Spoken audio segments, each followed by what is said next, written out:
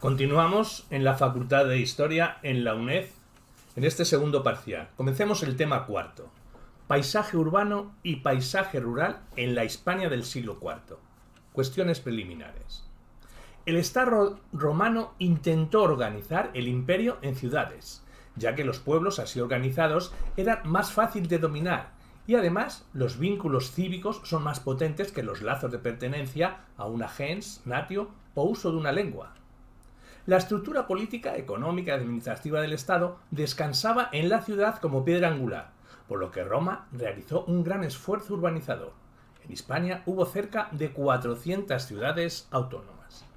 El esfuerzo económico para construir y mantener las estructuras ciudadanas fue colosal, y a veces los recursos eran inferiores al gasto, pero mientras las cívitas fue un medio de poder y prestigio social para las élites locales, el emperador condonaba a veces las deudas y dichas élites destinaban parte de sus recursos a complementar los gastos ciudadanos.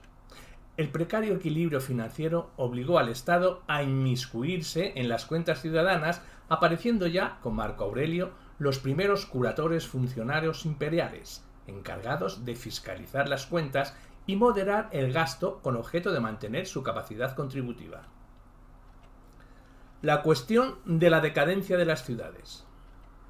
La historiografía moderna señala los siglos III y IV como época de transformaciones profundas que afectaron también a las ciudades, sufriendo importantes cambios tanto en su tejido social como en su aspecto urbanístico. Pero aunque muchos autores consideran el Bajo Imperio como la época de la decadencia de la ciudad y de ruina de su clase curial, disponemos de escasos testimonios de entidad, y los que se conservan son a veces muy complejos u oscurecidos por su ampulosidad o subjetividad emocionada de los autores. El poder adquisitivo de los curiales decayó, y muchos optaron legal o ilegalmente por abandonar sus obligaciones públicas a la par que muchos pudiesen trasladarse a sus fincas rurales. Pero aunque esto supuso un duro golpe para el desarrollo ciudadano, no conviene generalizarlo. Hispania apenas sufrió el efecto devastador de guerras civiles, luchas por el poder o epidemias, que mermaran su demografía, y los efectos de las invasiones del siglo III no fueron grandes ni alcanzaron a toda la península.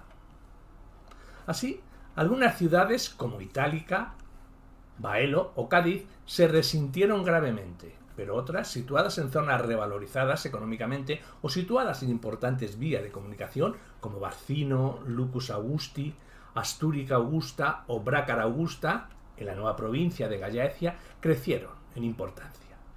Las ciudades que fueron capitales antiguas como Córdoba Augusta Emérita o Tarraco, o nuevas como Brácara Augusta, Cartago Nova o Tingis, de provincias mantuvieron o adquirieron importancia como centros políticos o administrativos, plasmada en los restos de grandes mansiones encontrados, pertenecientes quizás a altos funcionarios de la administración, y en indicios literarios que nos hablan de la continuidad de la vida ciudadana.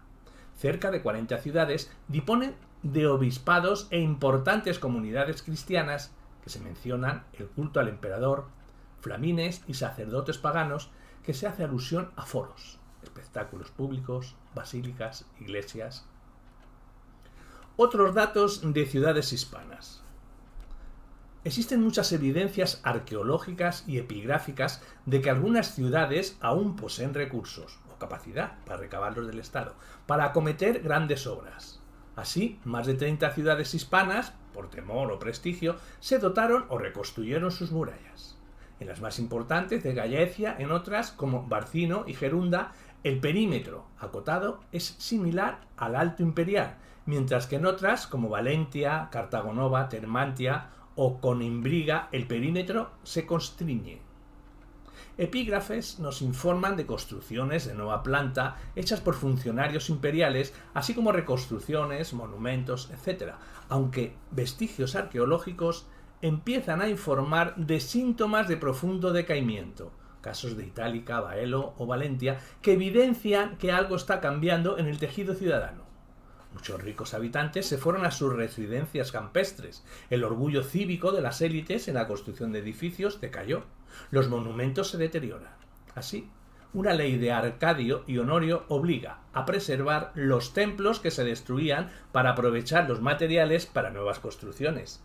Los ciudadanos abandonan espacios y edificios para ocupar otros nuevos, destacando los vinculados a la nueva ideología imperante, la cristiana. Florecerán iglesias, baptisterios, etc. Las funciones político-administrativas, económicas, sociales y culturales que siempre cumplió la ciudad sufrieron cambios, pero no se perdieron. Se acomodan y adaptan a las nuevas realidades y necesidades. Vida económica. La economía ciudadana estaba estrechamente vinculada al campo, del que obtenía la mayor parte de su riqueza, y la ciudad mantenía con él un equilibrio de prestaciones, una interdependencia que también sufrió cambios, como la pérdida de mercado por la competencia directa de los fundi o el paso de algunas ciudades portuarias de exportadores de productos agropecuarios a importadoras, como es el caso del aceite y el garum africanos. También hay que tener en cuenta que las ciudades perdieron un importante porcentaje de su población, sobre todo de sus clases más pudientes, que se retiró a sus propiedades. Los excedentes de estas propiedades, una vez descontados los impuestos, no pasaban a la ciudad, sino que se dedicaban al intercambio con otras fincas, de modo que las ciudades necesitaban importar una gran cantidad de productos para mantener a su población, entre la que se encontraba una gran cantidad de funcionarios que debían pagar y mantener. Los ingresos ordinarios de las ciudades, alquiler de tierras públicas, vestigal, impuestos, intereses de dotaciones monetarias y contribuciones de los consejeros y magistrados, bien como derecho de inscripción o como pago de munera patrimonialia, no eran suficientes para hacer frente a los gastos, por lo que eran frecuentes las donaciones de particulares y magistrados locales que hacían de estas personas populares y respetadas. Pero en el Bajo Imperio la situación se agravó, y al perder la ciudad a sus personajes más pudientes y retraer los curiales el cumplimiento de sus obligaciones, las ciudades hispanas tenían pocas posibilidades para desarrollar una actividad industrial rentable. Paisaje rural. El concepto de ciudad lo conformaba tanto el núcleo urbano como el territorio. En las colonias el territorio se dividía en lotes que se entregaban a los colonos, aunque también se dejaba una parte a la colonia, reliquia colonial, tierras reservadas al Estado e incluso tierras no catastradas, subcevisa. La extensión de los lotes variaba de una colonia a otra.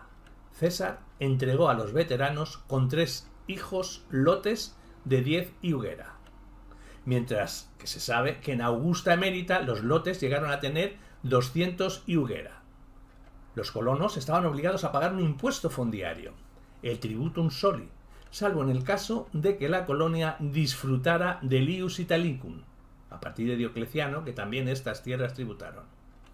La creación de ciudades exigió la delimitación precisa del territorio, sobre todo en coloniae y municipae.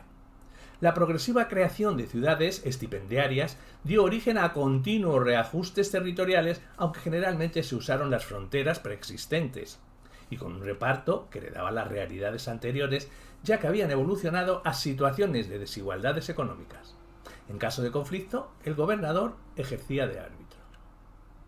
El desarrollo de las grandes propiedades del paisaje rural en el Bajo Imperio se aceleró la concentración de la propiedad, y podemos destacar que la clase adinerada invertía en tierras, que los senadores no pudieron invertir en actividades comerciales hasta el 405, que la compra de tierras era un buen negocio, que los ricos y curiales al retirarse también invertían en tierras, senadores romanos y aristócratas hispano-romanos vivían en la villa, que eran además centros administrativos de varias propiedades, latifundios, que los pequeños propietarios que no podían pagar los impuestos tenían que vender las tierras, que también algunos curiales, agobiados por los tributos, vendían fraudulentamente sus tierras, y que las tierras comunales también fueron a parar a manos de grandes propietarios o empleadores, y que los campesinos abandonaron tierras de baja rentabilidad o las entregaron a otros campesinos para que estos pagaran los impuestos. Muchas fueron a parar a los grandes propietarios, y que también el Estado, apurado de dinero, concedía el arriendo casi a perpetuidad de sus tierras improductivas. De las grandes propiedades peninsulares, diremos que en Hispania el proceso de concentración fue similar, pero menos intenso. Muchos senadores y personajes ilustres tenían su residencia en la península, la mayoría eran de origen peninsular, pero también de otras regiones del imperio. Había miembros de la clase senatorial que residían en sus fincas de Hispania, pero a efectos legales tenían residencia en Roma. Como consecuencia de las condiciones durante el Bajo Imperio, la mayoría de aristócratas y propietarios comenzaron a residir habitualmente en las mansiones de sus villas. Estas mansiones y sus complejos de producción agrícola cambiaron el espacio geográfico y el poblamiento. Los latifundios atrajeron gran cantidad de labradores y artesanos que buscaban la protección del patronazgo y colonado. Las villae altoimperiales estaban en las zonas más romanizadas, pero las del Bajo Imperio se localizan en el centro norte de Hispania y zonas occidentales de la Lusitania. La villa de Fortunatus, cerca de Fraga, la dehesa de Soria, los Quintanares de Soria, los Villares de Burgos, Liédana en Navarra y Olmeda en Palencia. En cuanto a las dimensiones, se desconocen estas medias, que se hacen suposiciones por comparación con otras zonas más conocidas del imperio. Los agrónomos y agrimensores consideran que 50 hectáreas eran las dimensiones óptimas para ser dirigida por un solo vicus. Los fundi villae se supone que serían mayores. La hacienda de Ausonio contaba con unas 260 hectáreas y se considera pequeña, según el propio Ausonio. Las hispanas debieron ser de media inferiores. De la ganadería, esta es condicionada según las características naturales del suelo. Había muchas escasamente aptas para el cultivo de áridos. Hay suficiente documentación en las fuentes de la época republicana y alto imperial. Los romanos, siempre que fue posible, dieron prioridad a la agricultura. Tanto las ciudades estipendiarias como los municipios tenían tierras comunales para pastos. También en las colonias. Es probable que estas tierras dedicadas a pastos no disminuyeran en el Bajo Imperio. Puede incluso que aumentaran con las tierras que dejaron de cultivarse. Normalmente son tierras montañosas y de penillanura, pobres para la agricultura. Los suelos y el clima diferían mucho según las regiones, pero en todas se podía practicar la transhumancia o la crianza estabilizada. De la transhumancia y estabulación, diremos que ésta requería una seguridad en los caminos, unos poderes políticos que la garantizasen y permisos de tránsito, necesidades que difícilmente se cumplían. No era usual una transhumancia a larga distancia, sino el desplazamiento del ganado de zonas altas a más bajas. También era frecuente que la villa destinase parte de su territorio a pastizales. Los tratadistas agropecuarios aconsejaban la estabulación, teniendo en cuenta las condiciones geográficas, la tierra y la explotación. Otra forma es la estabulación con pastoreo al aire libre. Referencias literarias de otras regiones del imperio hablan de terrenos de pastos cercados. Tanto la estabulación como la alimentación del ganado variaba mucho entre la Hispania húmeda y la seca. En la húmeda había ricos pastizales, que no requerían excesivos cuidados, mientras que en otras zonas se crearon praderas cultivando esparceta, beza, médica, etc. El estiércol mejoraba los terrenos, incluidos los de baja calidad. Y del consumo interior y de la explotación diremos que la ganadería no decreció, ya que tenía una gran ventaja. Precisaba poca mano de obra. La producción era básicamente para consumo interno. Había muy poca exportación de carne porcina, lana asturiana y caballos. De cierta importancia fue la exportación de caballos, apreciados por su velocidad, que se empleaba en las carreras. No obstante, no parece que hubiera una estructura latifundista de caballos para la exportación. Era más cuestión de calidad que de cantidad. La demanda interior era más importante para la caza y el pago de impuestos.